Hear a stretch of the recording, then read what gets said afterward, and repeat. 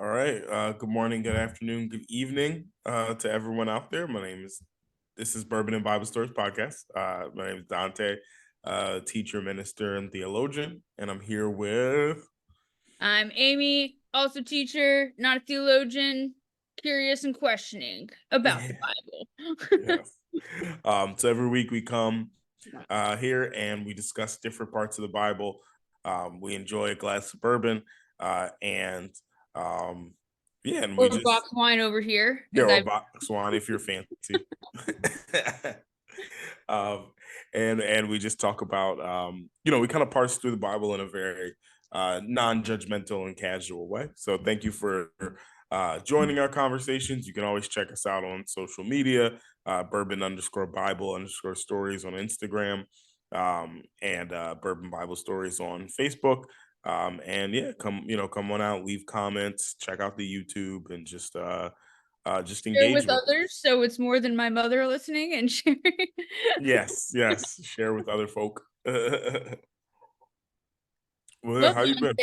I was gonna say, I feel like you're always asking me first how I'm doing. Let's hear from you first. How's your week been, amigo?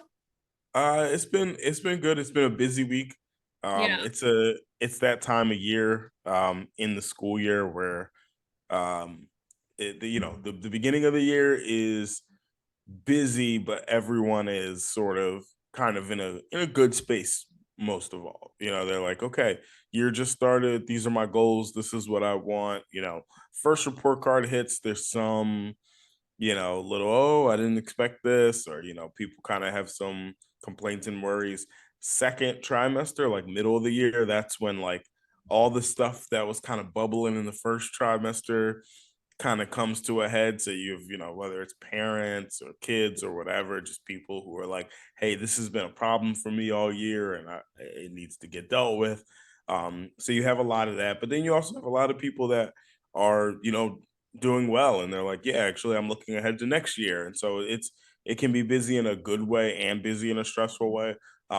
This is also a weird part of the year as an administrator, because like my brain is like 50 to 60% on next year already, because I have to Which is start wild. thinking about Yeah. it now. Yeah. But this year is not over, so I do have to like finish this year. But there's so many things where you look at something and you go, hey, this thing isn't working, and I know that it's going to be fixed next year. And we're going to start the work now so that next school year it's fixed. Which is can be challenging because there's plenty of people that want things to be done now, for Oh which is yeah. fair.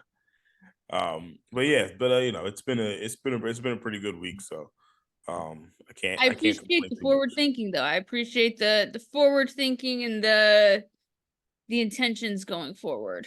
Hmm. How's your week been? Lots of ups and downs, lots of ups and Yeah. downs. Uh, you know, uh some work highs, some work lows that I won't get into, but Hmm. I will say some I actually I made a shift in my US history class, my AP little Ooh, children's. Also, yeah, one of them made a comment that they found our podcast. nice. And so they were like testing me. Like I was not a part of the conversation, but they were in my room and they're like, so I found something on Spotify with Mr. Milligan. That's And so I was like, oh, was it just Mr. Milligan? funny. Yeah, yeah. Is there a reason you're bringing this up in my classroom, friend? Hmm. You can say it out loud. Right, right.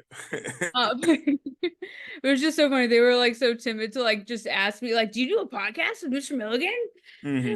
Um, but that was funny. But yeah, no, I'm changing things up, and I'm kind of excited with how it's going. First day didn't go so hot as I complained to you in the copy room, Yeah.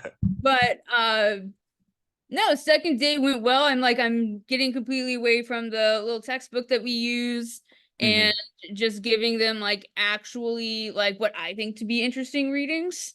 So like I'm pretty excited about tomorrow where I give them a reading about ah, phones.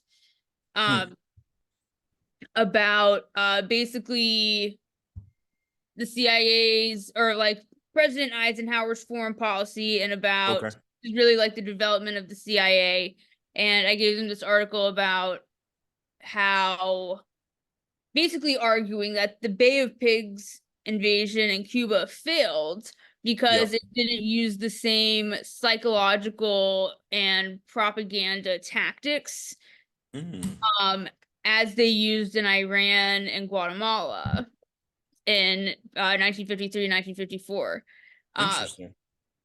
Yeah, and it's like, honestly, it's a pretty good argument. But I was thinking, I was like, I had this idea this afternoon. I was like, you know what?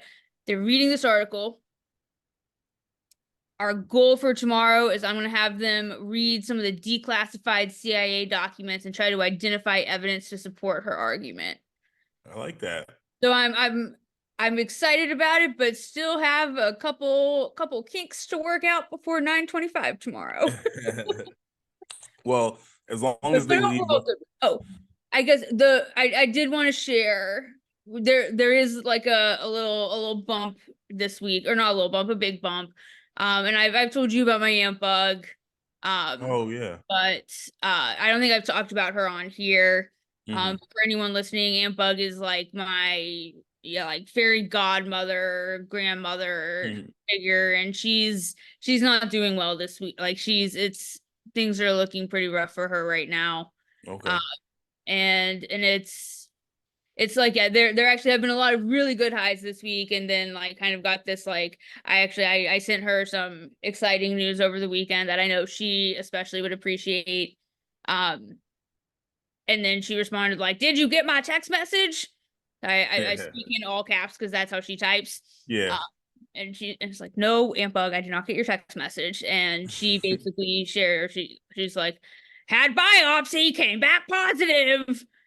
But that wording can be interpreted differently. But her, Right. she survived cancer like 25 years ago, and it's back, and Yeah.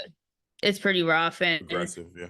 it's been a whirlwind of emotions this week. So there have been a lot of positives, a lot of things I'm excited about and looking forward to. But you know, death is always a reality. Yeah. And Yeah. uh Yes. and it's something that, I guess it's, I've been thinking about that. And you know like, my family is so big. My dad, but Mhm. what's crazy, my father, I think I've mentioned this on here, but I can obviously explain more. My father was one of 11 children, Mhm. and there are now 3 Mm. of the 11. And Aunt Bug is clearly not doing well. Yeah. Um, and my Uncle Rick is not doing so hot either. Um, and so yeah, it's kind of crazy to think about, like, the end of a generation Mhm. has been a thought in my mind. But also, like I said, things have also been kind of nice this week and good, and and thinking about, Yeah. carrying on that generation, or carrying on my generation, if you will. Yeah. So a little bit of a bummer, but also just some context for, kind of a weird week. Yeah. No, I think that's all, that's good context. Definitely, encourage all of our listeners, wherever you are on your spiritual journey, to lift up in prayer Aunt Bug, whether it's, or Yeah. prayer, thoughts, meditations, good intentions, good energy, however you sort of put your positive thoughts into the world, definitely. For Aunt Bug Yeah. and for the whole family, and for, for everything. I appreciate that, Dante. Yeah, it's actually, anyone who can see it on screen, I got this tattoo for her over the summer. Oh. I tried to surprise her. I knew she had never been to a tattoo parlor before. Like, why would Aunt Buck ever be in a tattoo parlor? But I wanted to try to surprise her. Um, Mhm. but she she had made a dentist appointment at the same time, like when I made my tattoo appointment, and we didn't coordinate with that. But I did get this it's a little lavender sprig with a little ladybug on it. Oh. Um, But yeah, she's also a lot. Love Aunt Bug, but yeah, somehow I got tasked with delegating to spread the information. Oh God, that's always the worst when you're the person. Yeah. And I'm not like the person, but she's like tell these 6 people. Right, right, Like, right. well, You're like, Jesus Christ, Bug, I only have 2 of their 6 phone numbers. yeah. Now you're chasing down like Well, and numbers she's and like, tell them on Facebook Facebook. And profiles. I'm like, bitch, you got Facebook too. Yeah. You can make a We're status. talking now. Yeah, right. Oh man. Okay. um, I I was also before we signed on saying the word bitch. Aunt Bug is not a bitch. That's just me being crass. Excuse me. She would appreciate that because that's how my father spoke. But that's I was I gonna will say we say all. a story about this little bitch over here, Dolly. Dolly. That's the appropriate usage of the term. It is. It is. I like after coming home from school today, Dolly took her out walking. It's kind of rainy today. Yeah. Um, and Dolly just like immediately ran through the field and just like rolled through an entire pile of fucking goose shit. Nice. Nice. So like, like came back in like ready. Like I really like, wanted to try to get some shit done. And it's like, no, she smells like actual shit. Can't have her sitting anywhere she sits, which is like the couch and the bed. Like I need to give this dog a bath. So yeah, unexpected series of events this afternoon. Nice. But actually, running and shit, I think Hmm. could be a good transition into our story today, Dante. Yeah, that is a good transition because we're talking demon possession today, and we're talking about probably one of the more famous exorcisms in in the Gospels, and this would be the demon named Legion. This has been in some pop culture, and there's been some, so even people who maybe are not familiar with the Bible may have heard of parts of this story or of this idea. This story does come up in the 3 synoptic gospels, Matthew, Mark, and Luke. This is one of the weird instances where Mark is more detailed than other gospels. So Mark has about 20 verses on this. Mark's the earliest I gospel, and did notice that. I actually have the yeah, most notes for him this week. yeah. So Mark's, and I actually like Mark's the most for the pretty much for this one. I think it just gives us kind of all the pieces that we need. Um Luke has a pretty good account, and then Matthew has like a really short and weird account. And like in Matthew's account, there's 2 guys, and like Matthew's account is very different and doesn't give much attention to this story for whatever reason. Well, I can tell you why. Part of it is because this story does not center around Jewish folk; it centers around Gentiles, and Matthew was very much not concerned with Gentiles, whereas Luke was, and Mark was just telling the story. Um, so yeah. But let's, before we kind of dig into some of the like specifics and things like that, what were some of your just initial like thoughts and reactions? Well, so it's kind of funny that you say that this is a more widely known story because I don't think I have ever encountered this story in any way that I recognize, at least. Mhm. Maybe, like, even when you were just saying that, I was like, maybe there have been references in pop culture shit that There's I haven't, like, references put together. specifically to the Legion part, but not necessarily Okay. to the whole story. Yeah. Yeah, so for those listening, Dante earlier today made a comment to me about like, oh, we'll be talking about demons tonight. Mhm. And my immediate thought went to like The Exorcist. Yeah. And you even said exorcism Yeah. there before. It is funny. Okay, I guess some of my initial thoughts. So I did read the Matthew version first, and I can definitely see why this is a weird one. After I finished reading this, I felt confused, and Yes. I I think I ultimately got it, but like general story, I can try to summarize Hmm. all 3 versions here. Basically, Jesus, and I will say, like my mind always is trying to go like geographically, where is he? Seems Yes. like he's now in contemporary Jordan. He has Mhm. crossed Galilee. He's over the Yes. river. Hmm. And he found some tombs. Hmm. For the life of me, I don't know how to say this place. Or Garcinenes or Garsanenes. Garasenes, I think. Yeah, I feel like it's said it's something different in all three of them. It is. Yeah, And it's slightly different. yeah, and I looked it up and it just looks like it's yeah, across the Jordan River, Hmm. from Galilee and like northern today, like contemporary Jordan. Yeah. Yep. It does help me to have that geographic contextualization. But Hmm. okay, so Jesus left Galilee, crossed the river, found some caves, finds and I will say I don't necessarily like to use this terminology, but I think this is kind of the way it's described. It's like he crosses the river and he finds this like crazy guy in a cave. Hmm. Or the tombs. Yeah. Yeah, in the tombs, Hmm. caves.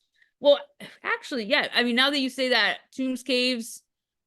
I was kind of imagining caves. It probably said tombs, Yeah, but it it's says unclear. tombs, but caves isn't a bad description just because we know how. And I mean, I probably couldn't see it on the camera, but I have some images of what they would look like, and they are sort of baked into the cliffs in a way, the tombs. And so it is like you're among these tombs that are like, kind of like saddled into this like cliffside, um, and they would be places that people didn't necessarily visit tombs the way we visit headstones. Hmm. They might make like a memorial of sorts or an altar or something like that for a dead person, but people who hung out in tombs were like known to be like people you stay away from. So that's one of our first clues of like, oh, something's up with this person. Okay, well, I was gonna say the way he's kind of described reminds me actually, and obviously everyone listening here, didn't hear Reverend Mike preaching earlier today. But there was a conversation in chapel today about like homeless people, and it kind of reminded me of like, or like the way that this person slash persons were described of like kind of like the stigma we put around homeless people of like this Yeah. is like kind of a crazy person, like living a weird life away from society, away from other people. Hmm.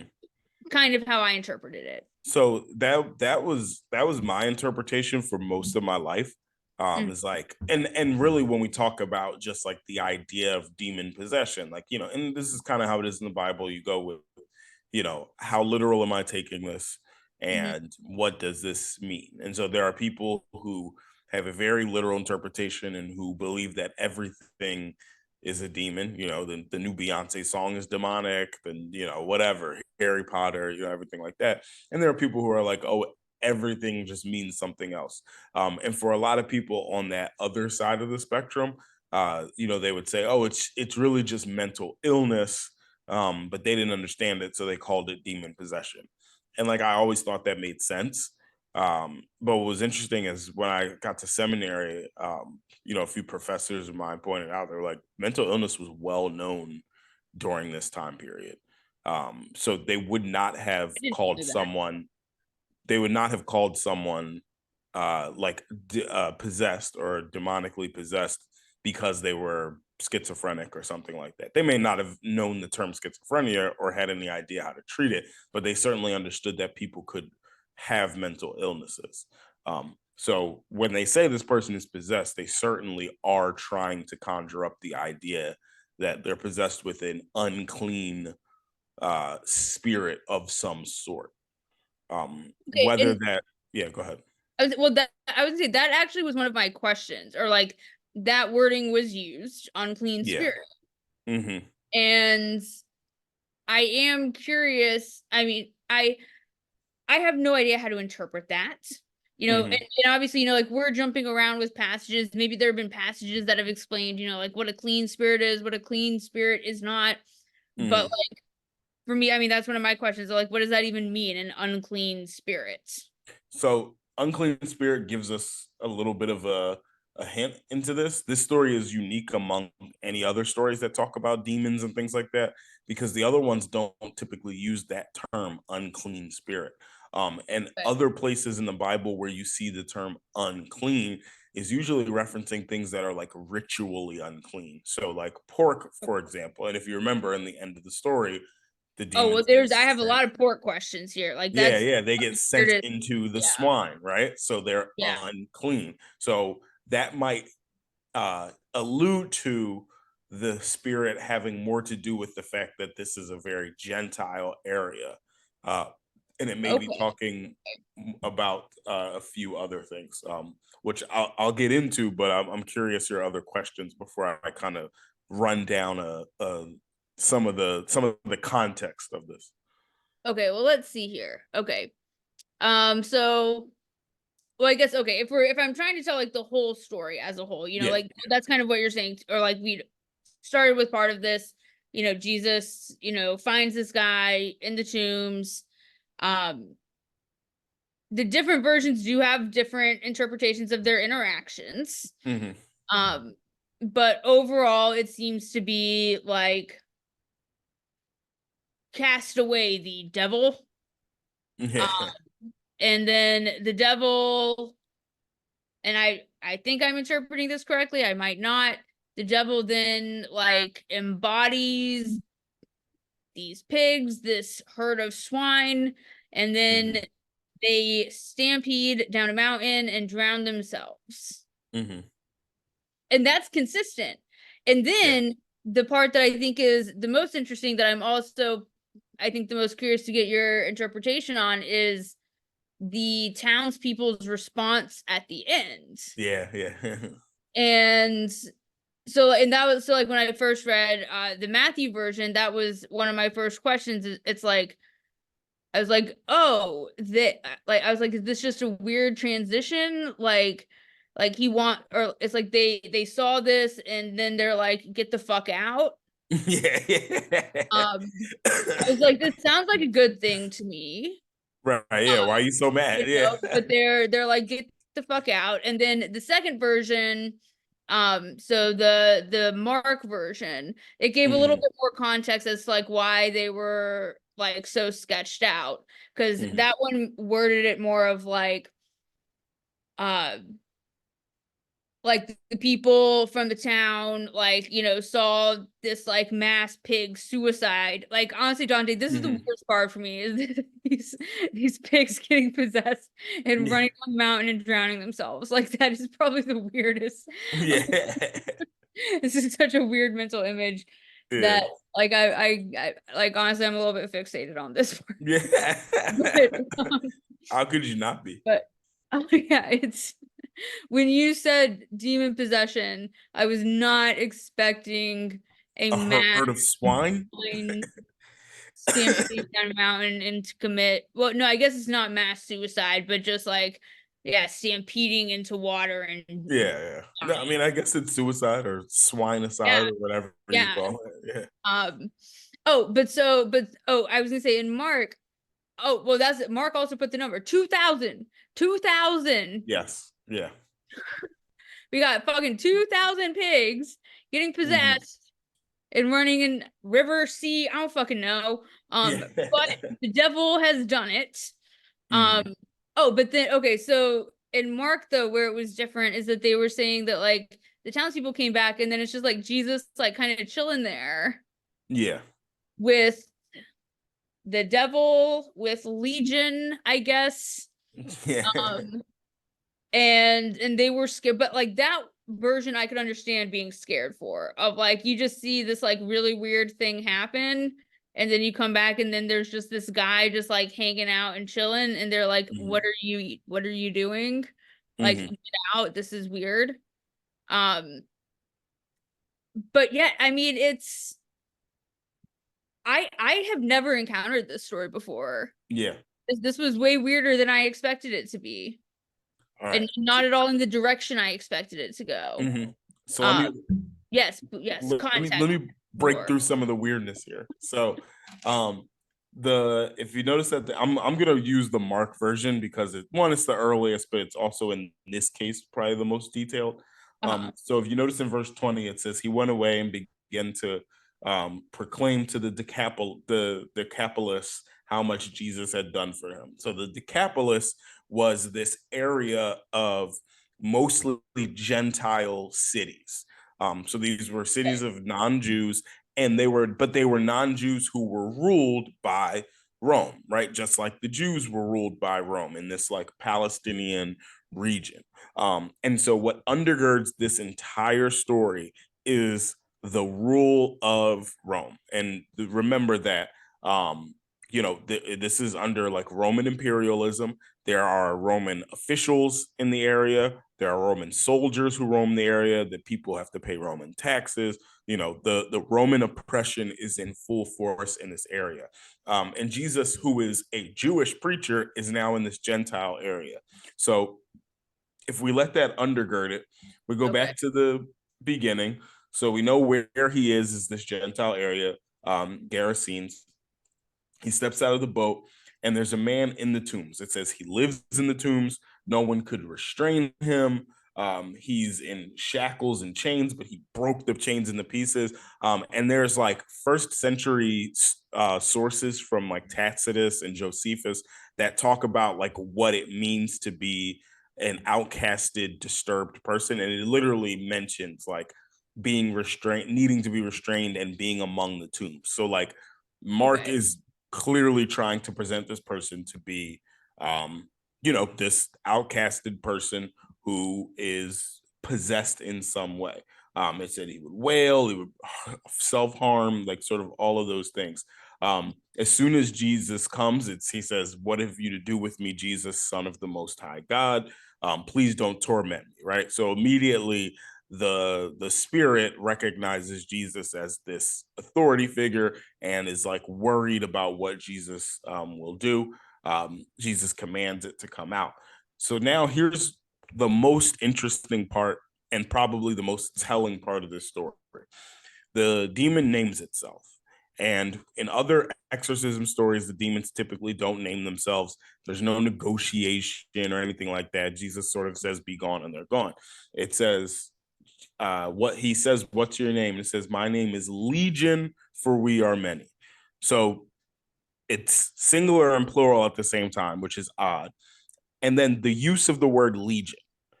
A legion is a well-known, remember that, two things to remember: Roman Empire, Roman rule, and the Gospel of Mark was written to be read aloud, almost like Shakespeare, like almost like a play in a sense. Mhm. Um, and so think that people are listening to this, Mhm. and this is around 60 to 70 AD. The first Jewish revolt against the Roman Empire is 67 AD, right Mhm. around this time. So calling the demon Legion and knowing that a legion is a force of 5,000 Roman troops doesn't seem to be accidental. Oh, Dante, So, that is some great historical context. I hope AP yeah. students are listening. That really helped. Like Yes. that is an So, incredible example of its historical context. Damn. right. An intended So, audience. Okay. yes. Okay. So, most people would think, most scholars agree that what Mark is doing here and what Luke also does is they're juxtaposing the Roman oppression and almost like is symbolically a part of the oppression or the possession of this individual.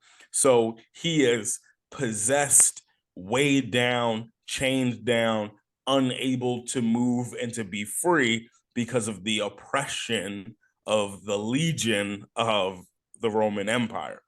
You're in this Gentile territory. So then when Jesus tells it has to go, Jesus negotiates with this other powerful force and shows the Gentiles of this area that I can liberate you from your oppression. I have the power to take away Roman oppression, something that no one else can do. So he negotiates, and then it says, "Well, where would you have me go?" And he sends it into swine. Why? Swine is unclean, right? Pigs are unclean for the Jews, and so it then signals again to most of the listeners. Jesus has taken this unclean spirit, which is the Roman Empire, and put it where it belongs in these unclean animals, and then casted them away, sent them away to their own destruction, right? They eventually destroy themselves because that's what empires do. They take over and take over until they eventually destroy themselves. And so this story is presented as really a story of liberation. So even that response at the end of everyone being kind of frightened is sort of like Jesus is in this area and he's defying Roman authority. And so by defying Roman authority, that is frightening. And so people are like, oh my God, what's going to happen? Like, is war going to break out? Are people going to be upset with us? He's just casted Rome out of our town. And in I think it's the Mark version that in all the versions, the possessed person is, seen clothed and in their right mind. So they're back. And then they ask to go with Jesus. And Jesus says, no, you need to stay here and tell everyone what God has done for you. Right. And so again, these are Gentiles. They don't believe in the Jewish God. And remember that monotheism doesn't really exist at this point. Yeah. It's pantheism. So everyone believes in everyone else's gods. It's just a battle of which God is powerful. So he's saying my God or me or the God that incarnates me or that I represent is powerful enough to free you from your oppression. Go and tell the others. So we have so many symbolic things happening here. We have Jesus's liberation from Roman oppression. We have Jesus's mission to people who are non-Jewish. And we have people who are non-Jewish recognizing Yahweh or God as the Most High God, and recognizing God as someone who could liberate them from their oppression. And this begins a really interesting conversation about what does it mean to be possessed? What does it mean? What is demon possession really? And we talked about this a lot in seminary. And I don't know if you remember when we talked about Satan a little bit in some previous episodes, like the figure of Satan changes as you go through the Bible. In Job, Satan is kind of like a member of God's like council. He like goes to Satan and he's like there to play this like devil, this like almost like lawyer role of like, Is I'm that where going the to phrase test. devil's advocate comes from? Yeah, it is. It actually is. Yeah. Didn't know that, but that Yeah. And so it's like, oh, I'm going to test this person for God. He's almost like an agent of God or on God's divine counsel. Then we see the story of Lucifer in Daniel, where Lucifer is an angel who's casted from, but again, Lucifer isn't said to be the devil. It's just a story about this figure, Lucifer, who is prideful and thinks they're better than God, and then is casted from heaven and takes a bunch of angels with them. There's the snake in the garden who tempts, right? And at some point, all of these figures kind of get brought together to be the embodiment of evil, but they're not necessarily systemized like that until after the Bible, till we go back and try to put things together, because that's what we do, is what theologians do. And so in the same way, demon possession is like that. It's represented in various ways. And the one of my professors that I've studied this particular text with grew up like hardcore like Pentecostals, like an Episcopal priest now, but was like super like fundamentalist Pentecostal. And he would talk, and you might recognize some of this even just being from the South. But like there's a way that we talk about colloquially the devil and like possession. Like oh, you very much. Oh, very much. I'm like it. yeah. Very much so. Like Yes. my mom could be running late for work and like be driving and like the light turned red and she's like, oh, the devil.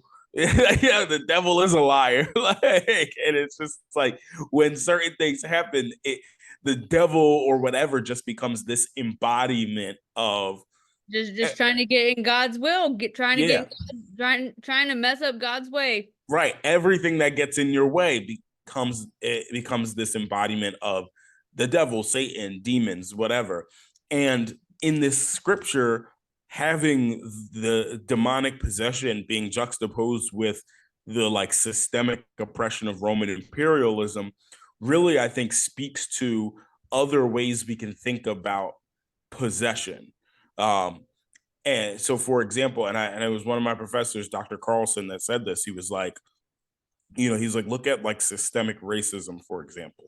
He was like, it's a force that you can't see, that's intangible, that weighs people down, that holds people back, that changes the way people act. He's like, it is very much a possession on its victims, right? In the same way that the Roman imperialism could possess its victims. And so to think about demon possession as less of like there are these literal creatures going around trying to like inhabit people's souls, and to think of it more as the embodiment of evil and how evil can affect its victims. So whether you're talking about systemic oppression, criminal justice, other types of imperialism or warfare, or the seizing of people's land, the bombing of their hospitals, like whatever it is, like when there is a power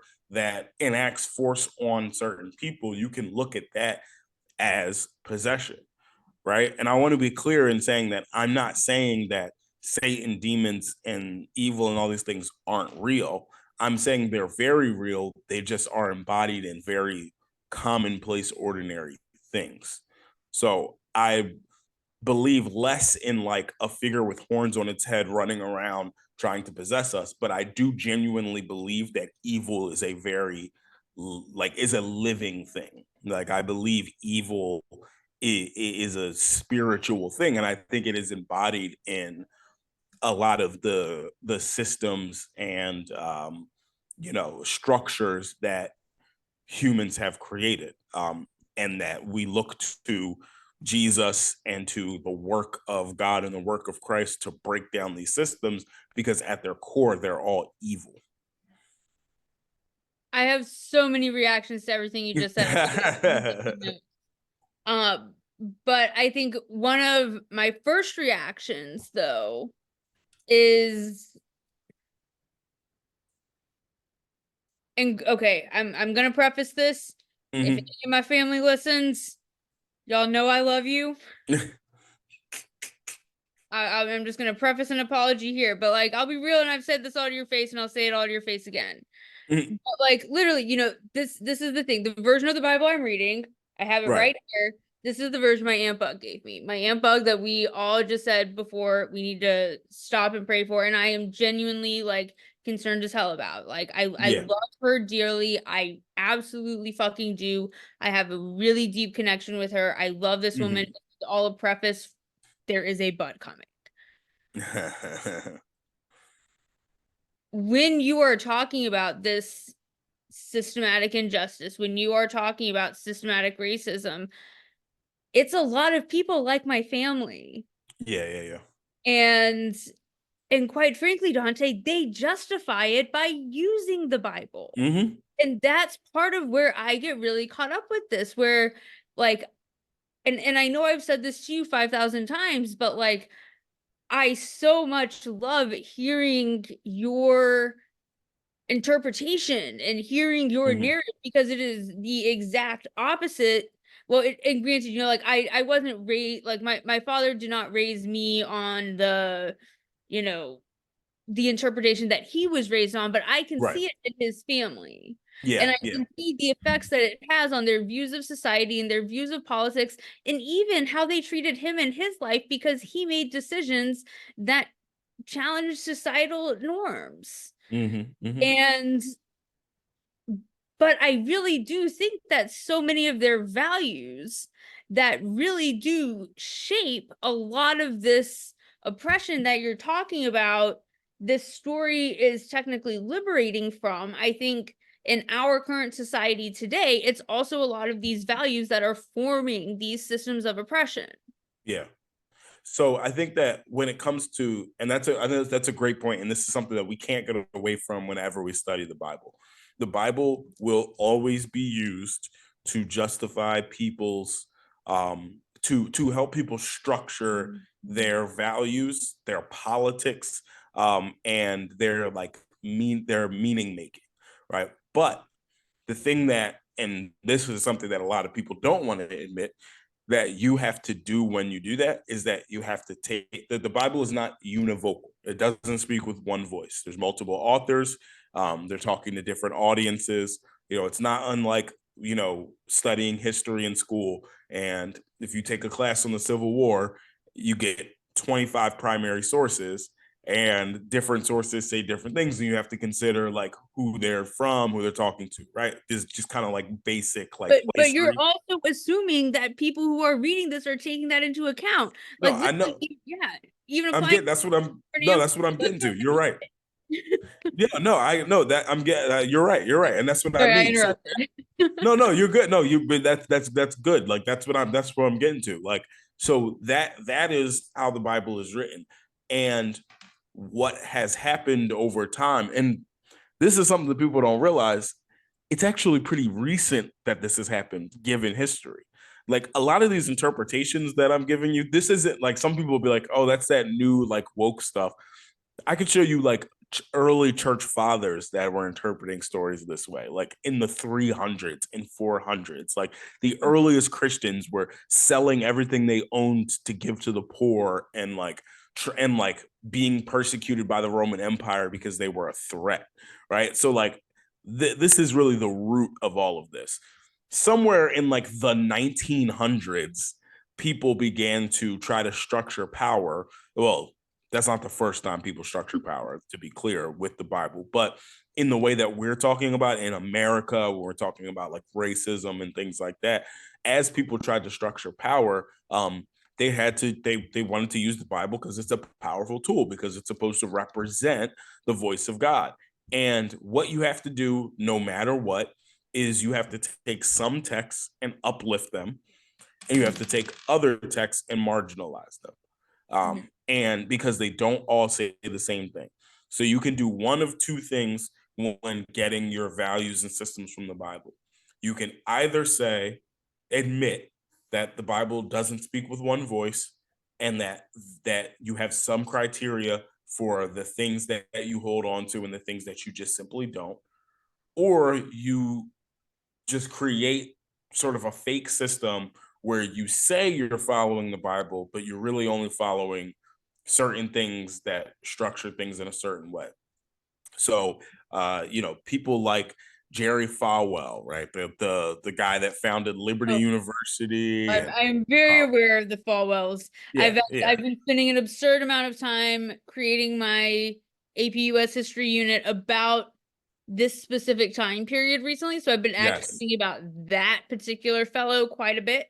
yes, a lot of history of Jerry Falwell, guys like that who really pioneered what we now call the religious right, or the evangelical sort of Moral right wing majority, politics. Yes, the moral English majority. term.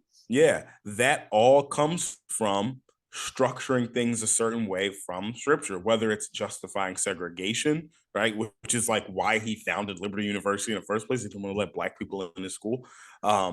It comes from, the same thing with abortion. If you look at abortion pre-Roe versus Roe v. Wade, Republican Christians, evangelical Christians, Catholics, everyone was sort of pro-choice. They wanted it to be safe, legal, rare, and they knew that it would be rare if it was legal and it was safe. Yep. It didn't become it must be illegal until that became a talking point of the Republican Party.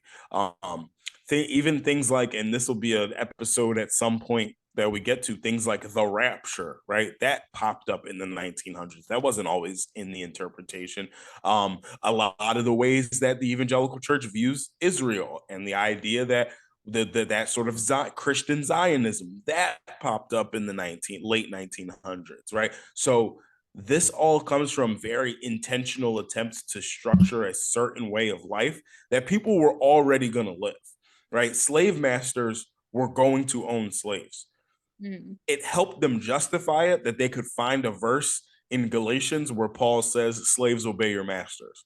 They Mm-hmm. didn't have to read what came before it. They didn't have to read what came after it. They didn't have to consider the context of it. They just had to take that verse and say, it says slaves obey your masters, therefore God says slaves obey your This masters. this is the justification. It's there. We'll go with it. Right. And so and you move on from it. I think when so the approach that I'm trying to take is, and again, I'll get criticized for like having a woke approach or something like that, but truly this is I'm trying to take into account as much historical context, as much data as I possibly can, and then put together these stories and come to what is the most logical conclusion of what's trying to be communicated here. And the second sort of piece of the interpretive lens for me, and there's this term called red letter Christian, where it's like Christian. I think I mentioned this Yeah, we before. we Like, talked about this last week. Yeah. yeah, yeah. So it's just like I'm also going to, in terms of like, again, I'm comfortable admitting that I'm gonna uplift certain things from the Bible and I'm gonna marginalize other things. Other people, evangelicals don't want to admit that. They try to act like I'm following the whole Bible, it's the word of God. No, Jesus, right? If I'm going to say God and God's word is incarnate in Jesus, then his teachings, his morals, his values become what we uplift the most, and we read everything through those lenses. So, there are scriptures in the Old Testament, that talk about certain ways that you treat women or that justify polygamy or whatever. And I look at those and I see humans trying to structure their society and trying to justify the things that they had to do in that time period. But when I look at Jesus and the way that Jesus treats women, the way that Jesus promotes a more egalitarian society, the way that Jesus reports like restorative economics and things like that, I go, well, then I have to go with that. And everything else has to go through that lens. And I have to see Jesus as a correction of these earlier problems. And so I look at those earlier texts and I don't throw them out the window. I just go like, okay, this is what we were doing, and then this is what Jesus did to correct it. And so for all the people who continue to have that one lens where they're sort of justifying a certain point of view, really it just comes back down to biblical literacy. Like when Well, you go okay, to church on Sunday, that's is a fair yeah. point though. Like, but biblical literacy. Hmm. And I will say, like, that is one of the reasons I wanted to engage in these conversations with you is to increase my biblical literacy. Yeah. Um, However, once again, I'm thinking to my family, and they are not taught to question Yeah. what they are taught. Yeah.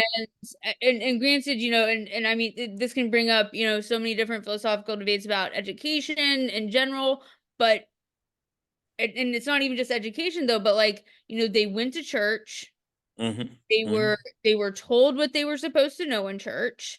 And as frustrated as I get with some of my family members and their interpretations of things, I don't blame them. Like, it's Yeah. like, You first of all, can't blame them. they're not dumb. Right. I think that's like, one of the first, things. I mean, I really don't know, who even listens to this or whatever, but like, I am never calling them dumb.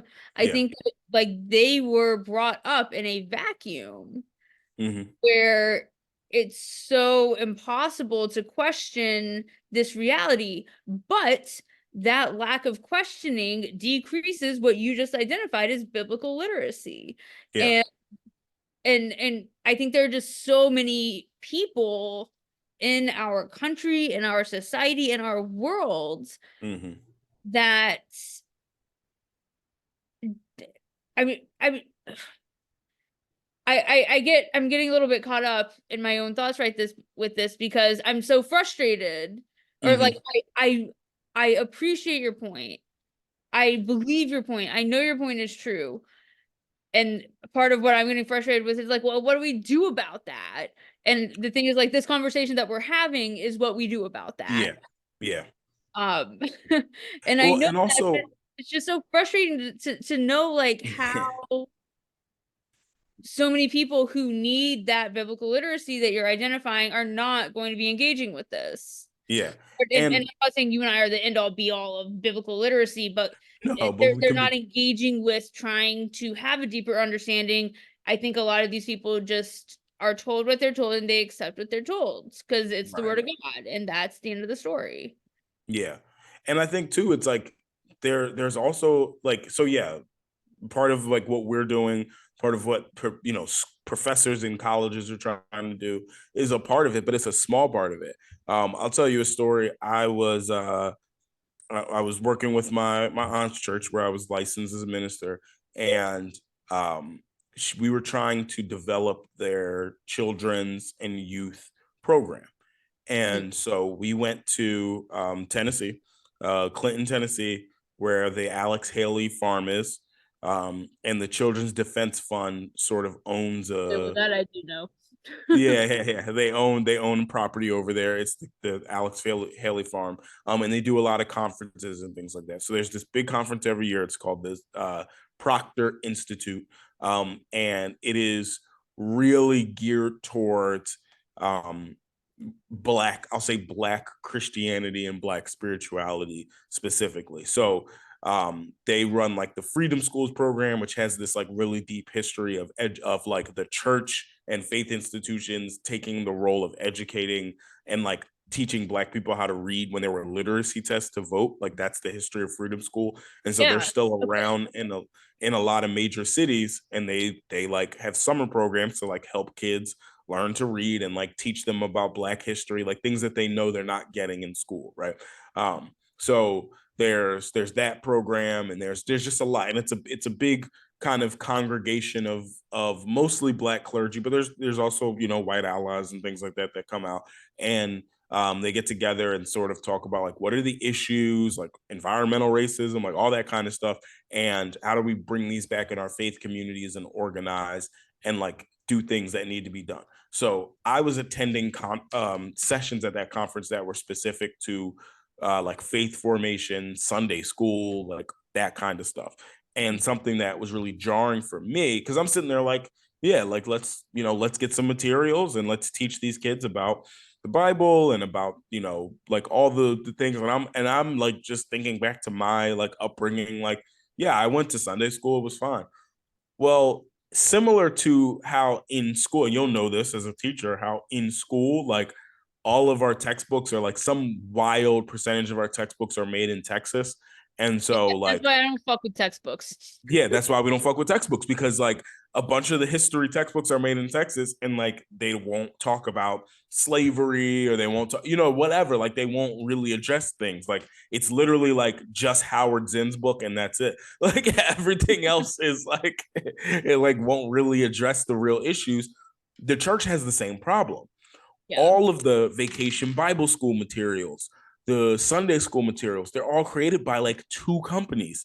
And I remember, and I wish I could remember specifically, but I was talking with some other leaders, and they were like, yeah, like, we tried to purchase and it's probably a good thing that I don't remember the name of the company because I would just put them on blast. But like, they're like, we tried to purchase this company, and this is the company that like some crazy percentage of churches use for their vacation Bible school program.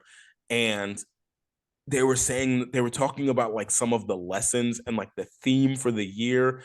And like it was something about like Daniel in the Lion's Den was big or something like that. But they were talking about like some of the lessons, and like one of the lessons was like it was something crazy like pick one student to pick some students to be slaves, and then pick one student to be the like keeper of those slaves. And like it was like some weird like this is going to be about how God frees us, but like really like problematic like imagery.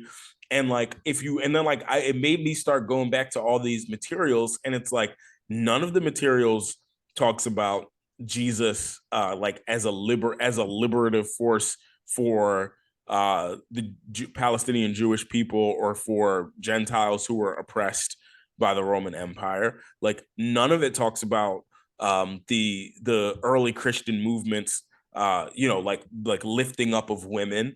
None of it talks about even the way Jesus talked about people who were gender queer, the way Jesus talked about eunuchs and people who didn't fit the gender norms. Like there are so many things that were really important and integral to the teaching and ministry of Jesus, But when you get into like the kid stuff, it's like Jesus loves me.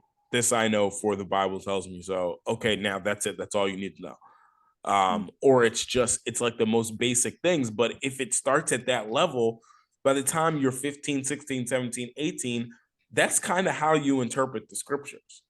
Like that's just how you understand it, right? And it just becomes like, what's the point of going to church? Well, Jesus wants me to be nice. Or if you're on like the kind of like evangelical side of things, everything is about like your personal salvation, getting born again, and everyone's so concerned with like not drinking, smoking, cursing, and listening to rap and rock and roll.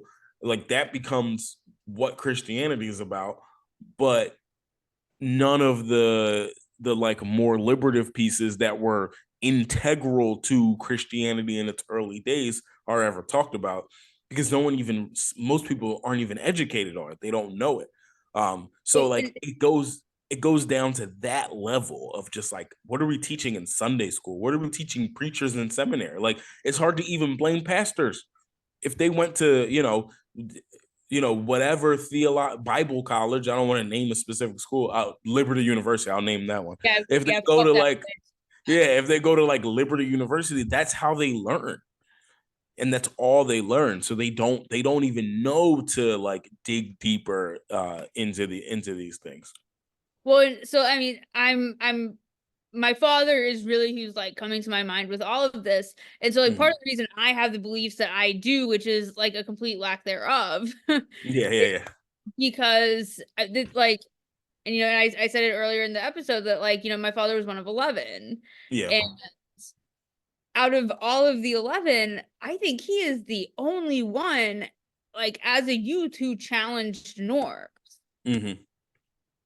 which was not accepted. Yeah.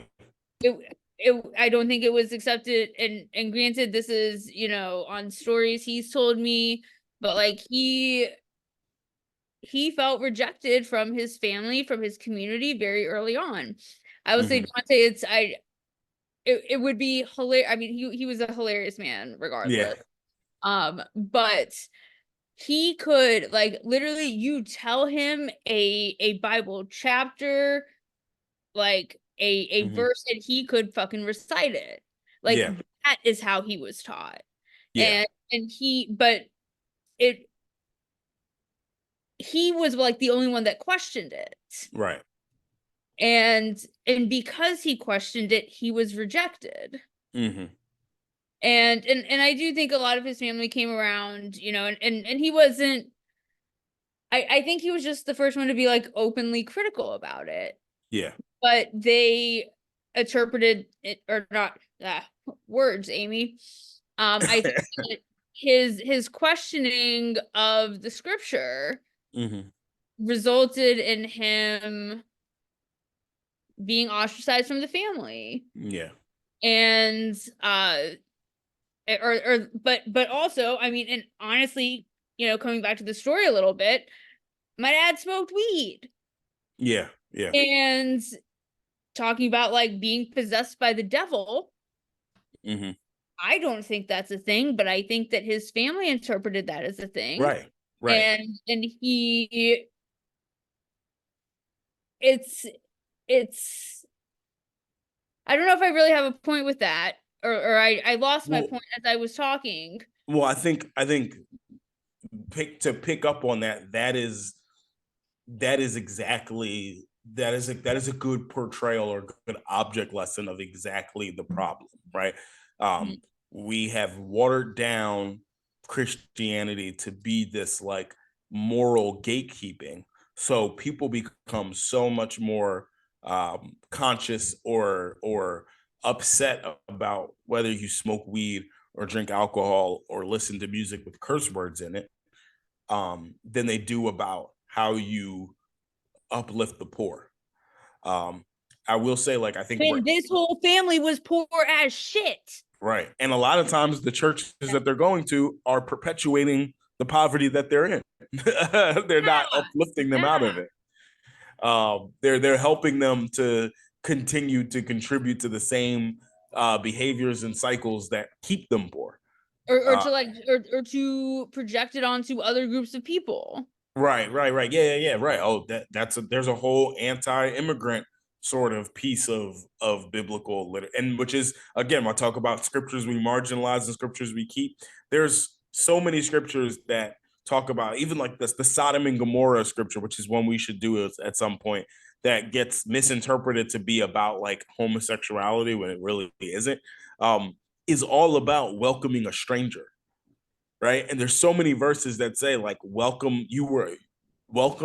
the stranger or the alien, sometimes is the word that's used, at your city gates, and remember that you were strangers or aliens in Egypt, right? Like, and so there's so many verses of that, but there's also some verses where the people are commanded like close your gates and do not speak to them.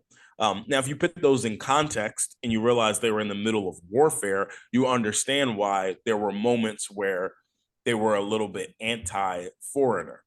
But the scriptures that are pro-foreigner far outweigh the ones that are anti-foreigner. But again, if my goal in interpreting the scripture is just to reinforce the values that I already have, I'm going to take anything that sounds like it could possibly be anti-immigration and I'm going to push that to the front.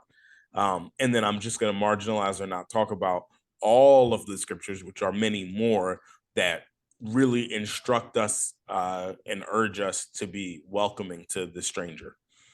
But the thing is, and I keep going back to Aunt Bug. I keep going back to Aunt Bug. That she both and it is a conundrum I don't understand. Yeah.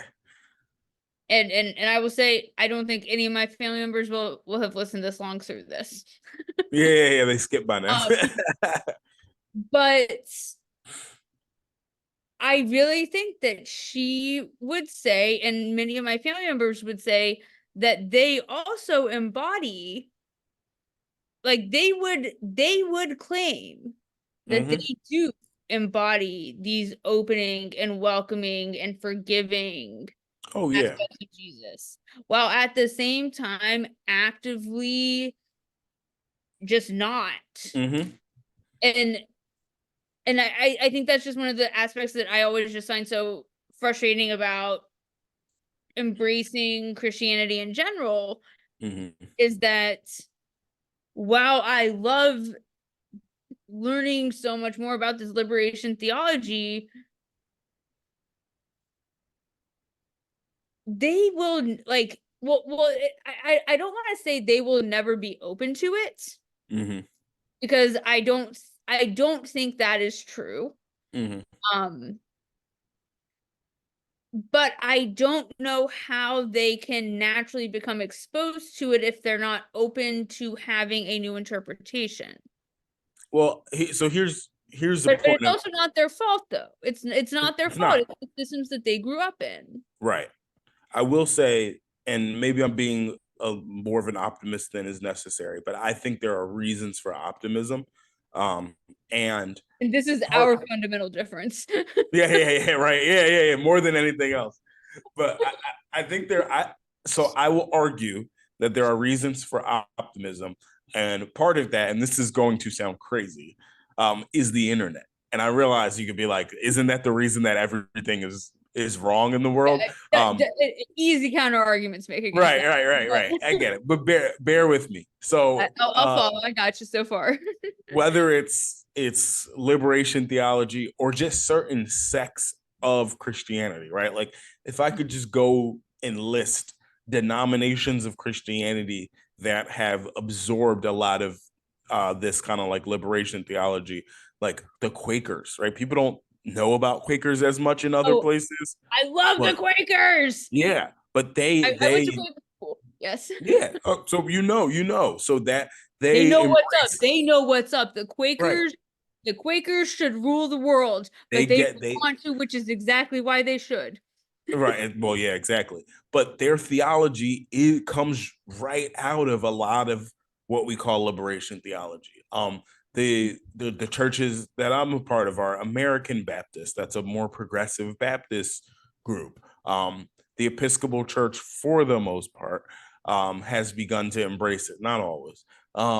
the I have to be specific when I say this, the Evangelical Lutheran Church of America has embraced it. There's another Lutheran church that has not. The Missouri Synod has not. I do not know all the specifics with it. Yeah, but like there, and I could go on, but there are a lot of these what they would call mainline traditions that embrace these interpretations and ideas. And in Catholicism, there, I mean, liberation theology actually, believe it or not, comes out of Catholicism. So there's a really long history I did in, not expect that yeah. one. Oh yeah. People shit on the Catholic Church, but they don't realize like a lot of like Catholic social teaching really undergirds the social teaching for all the other Christianities, like care for creation, care for the poor, the Catholic workers' rights movement, like that was huge for like unionization So and everything I like know that. nothing about that, but one But Catholic yeah, and human rights movement, yeah, the Catholic workers' rights movement, Catholic workers' rights big movement. Okay. movement. And here's the other thing. So now here's where the geographical stuff gets in, right? You're from the South, I'm from Philly. So a lot of this stuff took place in the Northeast. So Catholics I grew up around in Philly, pro union, pro pro anti poverty, anti war. It was not uncommon to hear that, oh, the UAW, the local union, is they're on strike. And when you look on the news and you see images of the strike, or you go down there and you see the strike, there's a priest there, and the priest is at the strike, and the priest is giving out communion and like giving basically a sermon or a homily, right? Whenever I go to a protest or anything like that, there's priests, there's rabbis, there's Episcopal ministers, there's Baptist ministers, right? There's a faith-based presence, right? In the Northeast, in these cities, this has really developed. In your more rural areas, the right-wing evangelical lens has developed more. And so there's a geographical part of it, there's a political piece of it, like there's so much back and forth. But the reason, just to come back to my original crazy point, the reason I think the internet can be helpful is that there's some kid in, I don't know, Kentucky, who was just raised in, you name it, down by the road Baptist church, with like the standard sort of right-wing evangelical theology, that can go on Twitter, Instagram, whatever, and see a gay UCC pastor or a trans Episcopal priest, that can see a liberation theologian like William Barber, who is right now with I love several him other so people. much. He Yeah. might be one of my favorite people in the entire world. Right. Yeah. And him and there's another guy, Shane Claiborne, that I've gotten to know personally to some extent. They're gearing up for, If he's associated with Reverend Barber, yeah. Well, all of it. they're gearing up to they're doing a poor people's campaign for living wage on Saturday, and then not next week, all of Holy Week, they're marching the length of Rafah to Jerusalem. I don't remember. Excuse me for not remembering, but two cities, basically where the Palestinians were forced to march out from wherever they were to Rafah, from the north to the south.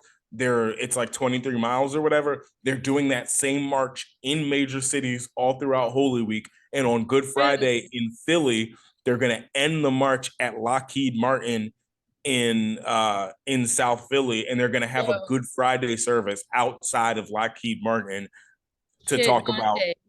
I did like not the know bombs about that they that. make. Honestly, that actually, like, I feel like I'm about to cry just hearing that. Yeah, And I would actually really like to go to that. it's fun. I should have. It's crazy too. I was at an event last Thursday. Um, that's so I love that so I much. thought about inviting you too, and I don't know why I did. But I was at an event this was Shane Claiborne's event.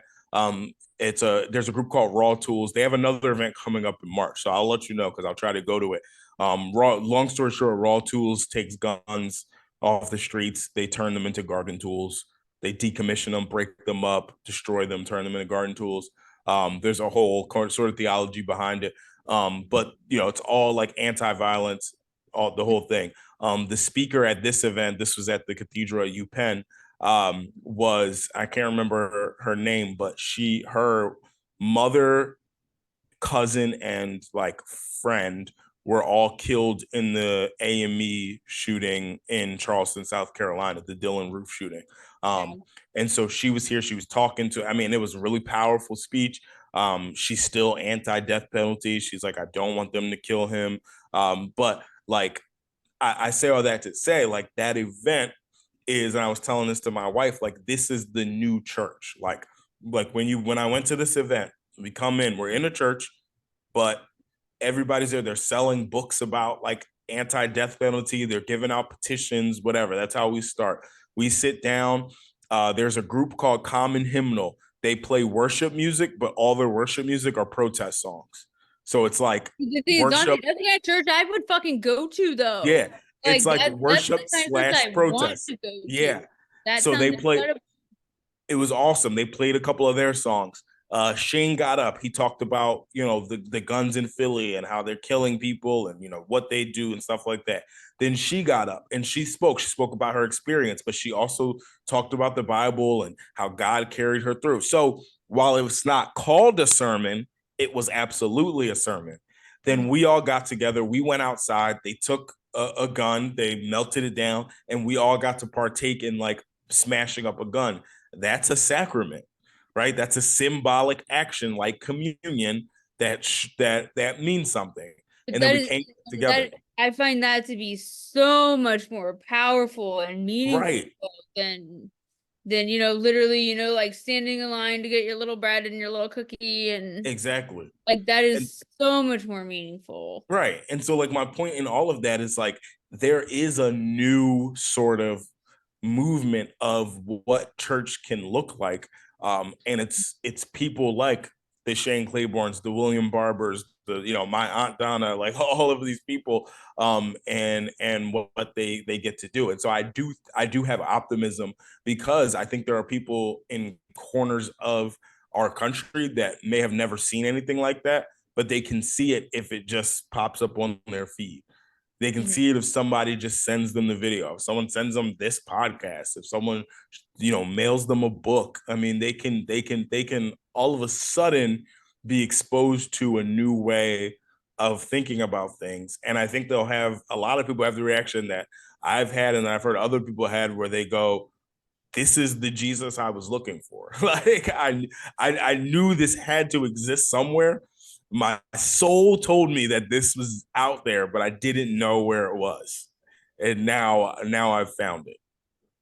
And then all of a sudden, all the hymns become true, right? So sings my soul. Like all of a sudden, you feel that. Like so, I have a lot of hope. I think that's just part of the job, but I I do think that this is the first time I really do think our real fundamental difference, Donte, is that you are an optimist and I am a pessimist. Mhm.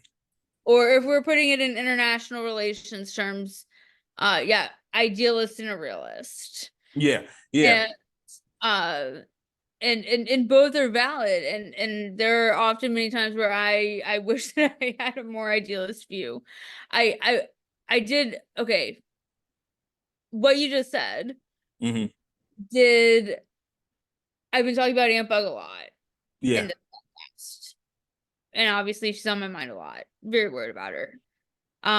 But they're like she is such a fascinating person. And I'm speaking right now with the assumption that none of my family is listening. I really doubt any of them would make it this far. But I'm not ashamed of anything I'm about to say, but I think I feel like I'm gonna like out her. Yeah, yeah. One of the things that you mentioned is that like some people just like haven't been exposed, or like Hmm. just haven't been exposed to like another narrative that can also be true. Hmm. And so like Aunt Bug's husband died about 2 years ago. Hmm. her complete personality fucking changed. Mm. And like Donte, it's been weird as shit. But like with the recent I I don't literally a student asked me the other day of like what should I call what's going on right now in the Middle East? And they Hmm. gave me like 6 terms of like they were genuinely asking like clearly someone told them like I don't know what the right term is to use. Go ask Miss McMinn. Yeah, yeah, go ask Mr. Man. And they come and ask me and I'm just like, fuck, I have problems with everything you just said, and I have no better suggestion. Um, Hmm. other than something that you can't say in a school paper. Um, Yeah, but Aunt Bug has turned to support the Palestinian people recently. yeah, And I never in my life would have expected that. I mean, when my father died, he didn't. yeah, right. Like when and he was progressive as shit.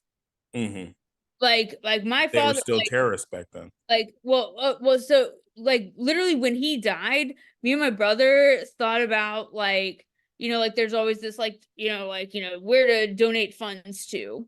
Yeah, Um because you don't want to be tacky and ask for flowers. You don't want flowers like yeah. you know, but Can't like smell like donate money to whatever cause. We literally thought about don't like having it to Bernie Sanders them. That would have been for, hilarious. for 2020. But oh, he would have loved it. Like Yeah. that's on like we act like me and my brother genuinely thought that's what he would have wanted. But even with my father dying with as a complete Bernie Sanders supporter, when I told him I was moving to Jerusalem, he literally said like you can't live with terrorists. Yeah. Like kind Mhm. of like and those weren't his exact words, but like But basically, that was the yeah. sentiment. Yeah. And so like he died in 2018 um and Bug like like the thing is like my dad is the most progressive in the family and that was his view. Yeah. Right. uh I never expected anyone in the family to ever engage in this conversation. And literally like the past 5 months, however long it's been, I know I feel like I said it was like 142 days. I can't do math to know how many months. It's awful. It breaks my heart every fucking day. Um, but Aunt Bug has had a turn. Hmm. Bug has had a turn. And she literally, I never thought she would ever question the state of Israel because of what she has been taught in the Bible Right. Right. and her interpretation of what she has been told this is what it is, Hmm. and how she has not been taught to question things and to Right. stand up for what she believes and to like identify like what are your values and how can we uplift those values. um but I will say Aunt Bug supports. I wouldn't say she is against the state of Israel, but she has more sympathy for the Palestinian people than I ever expected her to have. Hmm. So And it is that, possible. Like, and I will yeah. say her family might attribute it to her getting old, Yeah, maybe. But it's but also it's there. it's Like I because literally the information is out there now, like, and people are able to engage with more info, and I see it all the time. I see it in our kids. I see our kids asking questions about the Bible that I don't think any of us were asking at their age, because they found something on TikTok, or they went down a TikTok rabbit hole about homosexuality in the Bible, and now they have all these like actual good points, or at least interesting ideas, because Mm. of TikTok, right? So like I'm certainly not arguing the internet is a great place, because it's mostly bullshit, but these, you can at the very least get ideas out there. Um, I will say I did have another good teacher TikTok moment the other day. I was doing this lesson of like 1950s culture and society. Mhm. It was intended to be like honestly like quite misogynistic. Yeah. And race actually isn't the most prominent element in it, but Mhm. like but it's very gender focused and just very like, like 1950s beatbox. Yeah. Are you Blah. doing toots? Yeah. Yeah.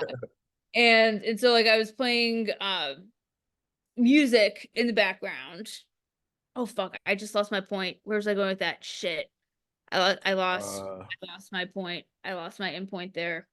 our kids starting to Oh, yeah. no, so I was playing these songs, like, I had a playlist going in the back, which is also part of 1950s culture, Mhm. to get them in the mood for, reading about, like, Lucille Ball selling cigarettes, uh, Mhm.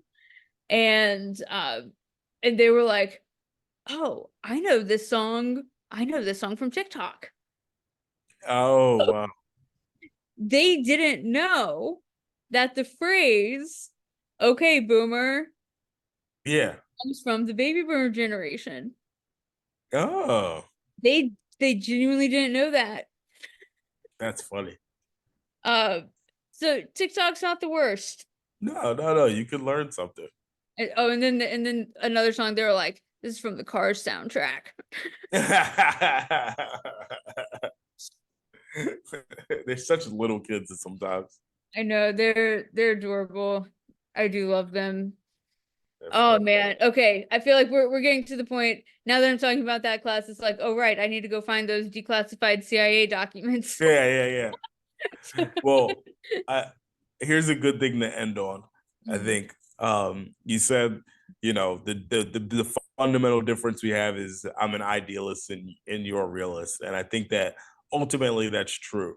But I will also say that um it's not that realism doesn't exist for me. So for example, I believe that God wants for us and for our world to end poverty. Though I understand that, That's a very ideal. I was gonna say idealist premise. right now, I understand that realistically that is impossible. Hmm. Right? It's not that I don't understand that, but if I believe that it is possible with God, now I have to tap into faith. I have to tap into something greater than myself because I know for a fact if it was just up to humans, we're not we're not going to end poverty. We're not going to end war, right? We're not going to end the military industrial complex. Like these are all things that I believe that I know we can't end I was gonna say by also ourselves. if my A push students are listening, that is going to be a term on our discussion Oh, about see, Eisenhower's foreign policy tomorrow. this is a study guide at this point.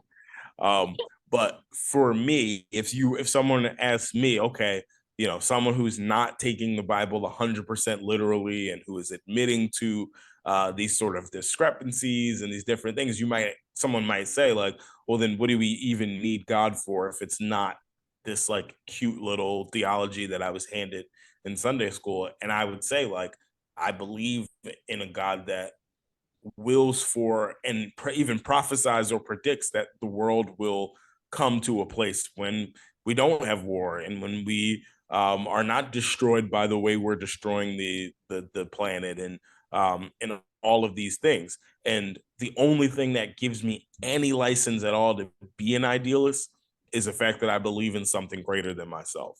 And I believe, and if I continue to have the faith in that which is greater than me, gives me hope, and that's why I'll continue the fight because I think that that faith and that hope is strong enough to overcome what is not realistic. And I'll leave us with when I was at that event with Shane Claiborne.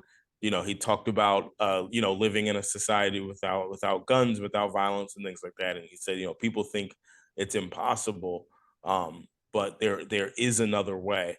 And he just started kind of like listing things from history, and he was like, we act like there wasn't, and I'm trying to think now, of course, now that I'm talking about it, I can't think of like the specific examples that he gave, but like, he's just talking about moments in history where, whether it was like a massive peace treaty or where we like completely outlawed something that wasn't safe or whatever it was. Like I can't remember the exact um examples, but he was like, these things did happen in history. We did end this thing. We did stop doing this. We did change our minds about, these individual things. And so to act like it's impossible for us to decide that we don't need guns or decide that we don't need to blow each other up or whatever is, is not true.